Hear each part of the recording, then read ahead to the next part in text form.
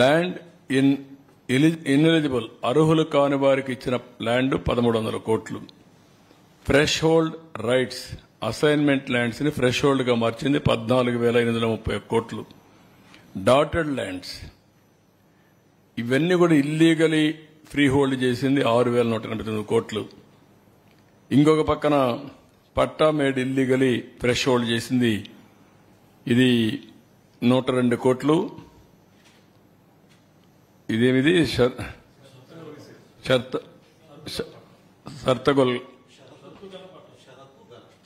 షర్తగల పట్టా ఉంది, అవనగడ్డలో ఉంది. కొన్ని ఏరియాల్లో కొన్ని అప్పుడు ఉండే ఇదంతా స్పెసిఫికేషన్స్ ప్రకారం. సర్వీస్ ఇనామ్ మేడ్ ఇల్లీగల్ ఫ్రీ హోల్డ్ చేసి 4,105. అంటే చట్టాలు చేశారు, చట్టాలు లేవు, అది గవర్నమెంట్కి రావాలి. వీళ్ళు ఆ చట్టం ప్రకారం ఎగ్జామ్షన్స్ కూడా ఇచ్చేశారు. ఏదైనా సరే ఆ ల్యాండ్ కొట్టేయడంలో సిద్ధహస్తులు వీళ్ళు ఎన్ని ఉన్నాయో అన్ని వైలేషన్ జరిగాయి.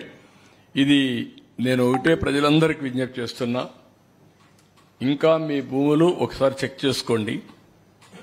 ఎవరైనా మీ భూమి కబ్జా చేసి ఉంటే 22A మార్చ్ కానీ ల్యాండ్ టైటిలింగ్ ఇది కానీ బలవంతంగా లాక్కున్నా ఏది చేసినా మీరు కంప్లైంట్ ఇవ్వండి, నేరుగా అప్రోచ్ అవ్వండి. మీ భూమి మీకు ఇప్పించే బాధ్యత మాది. అదే మరి ఎవరైతే ఈ తప్పుడు పని చేశారో వాళ్ళని పనిష్ చేస్తాం చట్ట ప్రకారం.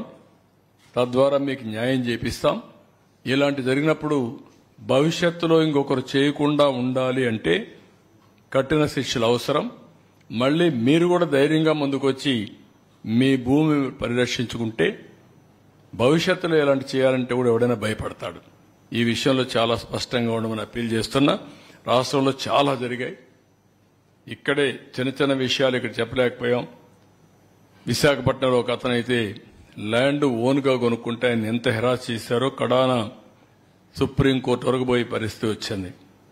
రంగనాయకమ్మ ఆస్తి కొట్టేస్తే హైదరాబాద్ పోయి షెల్టర్ తీసుకుని మొన్నటి వరకు బతికి ఇప్పుడు మళ్ళా వస్తే అది ఇచ్చే పరిస్థితికి వచ్చాం. ఎవరైనా సరే మీ ఆస్తులు కబ్జా చేసి ఉంటే మాత్రం అక్రమంగా లాగేసుకుని ఉంటే మీరు కంప్లైంట్ చేయండి.